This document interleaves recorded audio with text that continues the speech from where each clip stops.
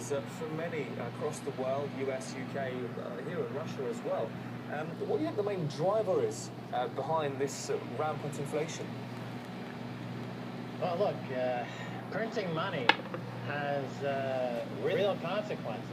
You know, Jerome Powell is the Alec Baldwin of central bankers. He thought he was shooting blanks all these years, but that's real base money bullets. And now people are getting hurt by it. When you print trillions and trillions of dollars, it ends up increasing prices. The effects of the money printing were mitigated by two primary causes. One, America was outsourcing its factories and labor to China. That's no longer the case so much anymore.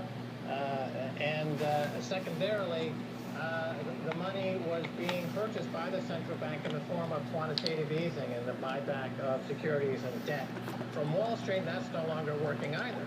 So now the money printing is just going directly into the CPI. It's going directly into price increases. And once the inflation genie is out of the bottle, there's no way to put it back in. Expectations are running high. So this is the beginning of a secular inflationary move. Before I start this video, I'll call all y'all about Shalom to the left. Go into this real quick. You know, you have people that have this mentality of thinking that this place really gonna just be healed and just keep going on and on. We're gonna be here till the year 2050 and all that. Let me see. That ain't the case though.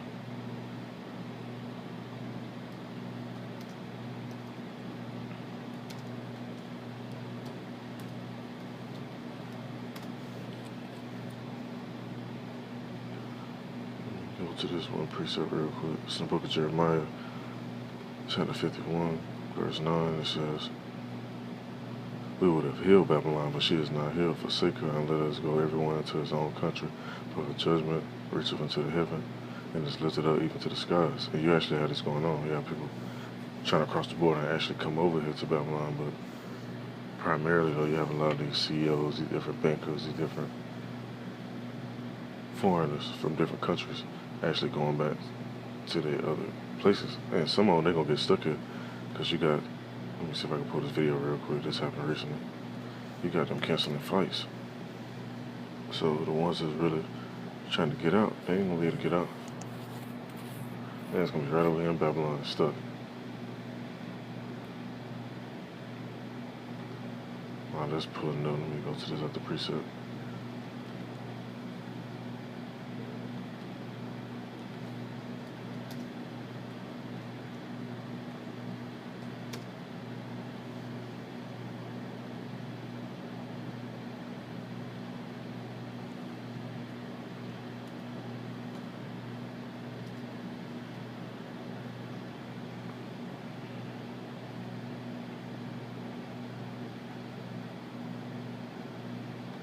The book of Ecclesiastes, chapter 12, and verse 3. Let me read the whole thing though.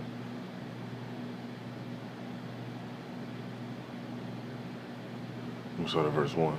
It says, "Remember not to create in the days of thy youth, while the evil days come not." So you really, you know, most time making sure you're good, you got places to dwell at, you got transportation, you got clothing, you got food, you got stuff to drink, you know, stuff moving. In your life, don't forget about the Most High. Don't wait till the evil days come and shit hitting the fan. Then you want to call on the Most High. "Oh God, help me out, please," and all the other stuff. Make sure you remember my stuff flourishing or going good, so to speak. It says, "Remember not to create in the days of thy youth, while the evil days come not, nor the years draw nigh, when thou shalt say, I have no pleasure in them, nor the sun or the light, nor the moon and stars be not darkened, nor the clouds return after the rain. In the day when the keepers of the house shall tremble, and the strong man shall bow themselves, and the grinders shall cease, because they are few." And that's what's going on. Right now, you got a lot of jobs hiring, but people, they're not really trying to work because they find out ways to get money out of the government and milk the government. Meanwhile, Esau's just printing money and everything going up. Gas going up. I was just riding home earlier, and I looked. I'm like, damn, gas, just to get regular gas is $3.30 a gallon. So by the end of the year, at this rate, should be over $4. Unless Esau pulls some shit over there in the Middle East like they like to do, but you know, that's just how they like to do. That's how they play it. So with gas going up, shipping costs goes up, merchandise goes up, food goes up, water goes up, cost of living goes up. The inflation, like this guy talking about on this actual video right here. Let me see me go into it some more. It says, and the grinding cease because they are few, and those that look out the window will be darkened, and the doors shall be shut in the streets. When the sound of the grinding is low, and he shall rise up at the voice of the bird, and all the daughters of music shall be brought low. And even with music business is not the same right now. Most stuff that's getting promoted is that the demonic stuff. And that's because Esau, that's what Esau wants. That's the vibration Esau wants. It says also, and they shall be afraid of that which is high, and fear shall be in the way, and the almond tree shall flourish, and grasshopper shall be a burden, and desire shall fail, because man goeth to his long home, and the morning shall go about to the streets. Wherever the silver cord be loose, or the golden bowl be broken, or the pitcher be broken, at the fountain, or the wheel be broken in the cistern, then shall dust return to the earth as it was, and the spirit shall return unto Yahweh who gave it, which that just lets you know right there where all the spirits go. People always talking about, oh, you're going to go to hell, or you're going to go to heaven, or you might not go to heaven, you're going to hell. Well, the scriptures clearly let you know where all the spirits go. That's another topic. I just want to say that since I came across that. And this video plays some more. There's some other stuff going on too I'm going to get into. So what does that mean for people on the ground? I mean, we heard there about the increase in prices for quite specific commodities, certain food items, cars, etc. Particular thing here in Russia. What else do people have to worry about with these figures coming through? Everything gonna increase. The stuff you wouldn't pay $2 for wind up being $6. Stuff you paid $10, $20 for or whatever, shit go up to $70. That shit just gonna inflate.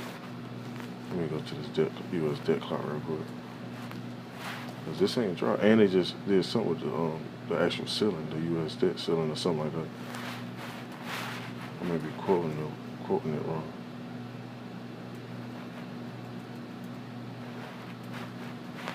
So it's a block here.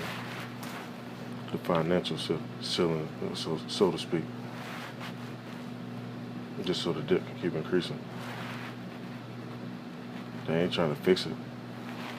Like, my little nephew just texted me something about Elon Musk pledging to donate money to the end world hunger. At least not trying to do that. They want that. They thrive off that. They thrive off misery, chaos, and destruction. They don't want to fix it because if stuff is fixed, then they can't be in power. They're not going to keep increasing their money, their finances like that. Let me go back real quick.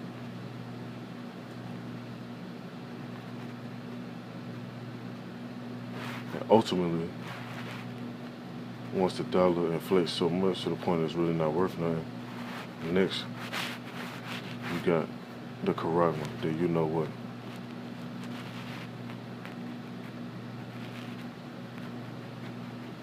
If you don't know, do you know what it is? You know, go look it up, go do your homework. Now, when you look right here, you got the debt, the U.S. national debt. Over 28 trillion, and still growing. It'll be 29 trillion soon at this rate. And just keep going up and up. Then you got U.S. federal spending, U.S. federal budget deficit, debt per citizen. Average citizen, and $86,000 worth of debt. Mainly like college people that went to school for law, to be lawyers or doctors or RNs and all that different stuff. The list goes on. But most people, whether it be housing debt, car debt, you know, people got to pay card notes, mortgages. That's per citizen. So Esau not trying to fix this because they control, like that previous video that I put up, they control the central bank. So as long as people in general are in debt, they can manipulate and milk the world how they want to do it. They can push their agenda for it. And once this reaches a certain point, like I say, this is going to come into fruition. Let me pull this up.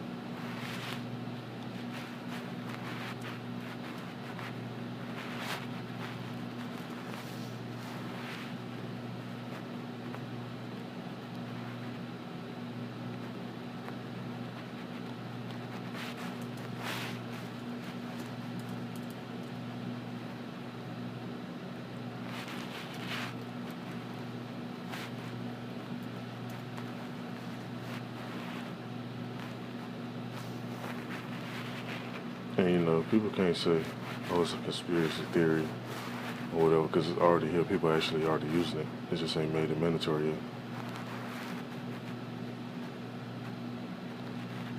Oh, that's a conspiracy theory. That's what the streamers talking about. And then they pushing the y'all around like that. And you got people willingly being ignorant and actually taking it. So best believe once they push this even more, they're gonna take this too. Now, Esau know how to play on your fears too. They'll say, oh, we're gonna take this away and that away. You ain't gonna be able to go here and go there, or you ain't gonna be able to do what the scriptures say. Let me go to this real quick.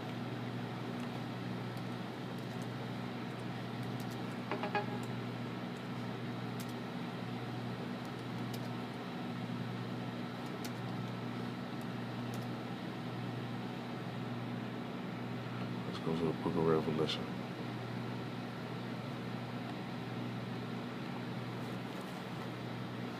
They already getting to the point of saying, oh, you can't travel here and travel there.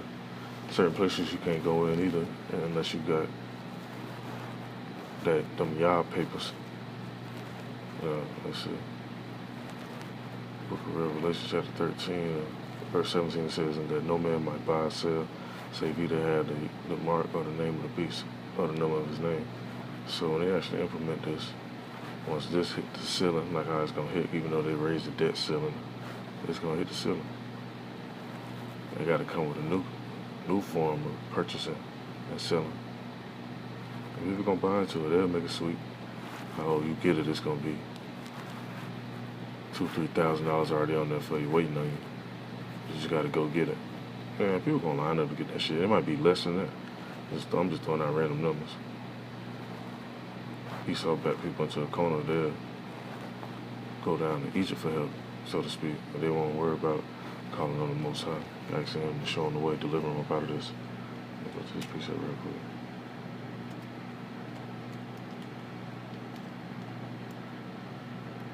Book of Isaiah, chapter 31, verse 1, it says,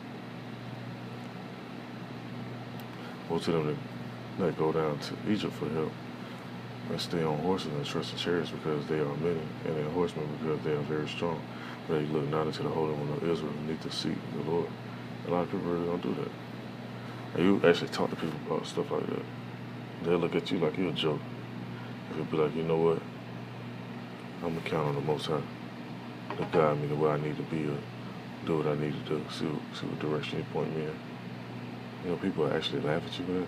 But see, the table's going to turn now because the Most High says you should laugh at your calamities when your fear comes. And He's going to use His men to actually laugh. He's not going to open the clouds up and you're going to hear a loud laugh coming through the clouds. No, let me go to this precept. He's going to use His men to actually laugh at you.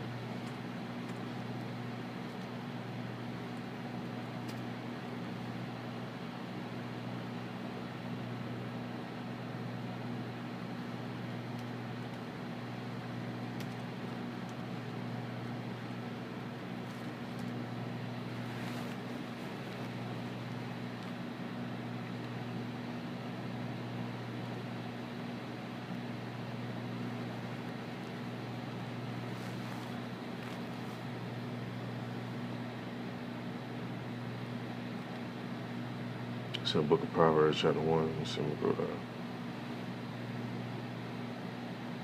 Verse 22, it says, how long you simple ones will you love simplicity? Like, how long people gonna love simplicity, the simple way of living, being up on the Esau red ass. It says, and the scorners delight in their scorning, and fools hate knowledge. Turn you in my reproof. Behold, I will pour out my spirit into you. And see the way the Most High pouring out His spirit to our people. They don't even want it. They don't even want to inquire. They don't want to ask questions. They be too proud. They don't want to erase that false narrative that Esau don't push on them. If they get on TV and say something, they're going to eat it up and believe it. But their own people come to them with the answers.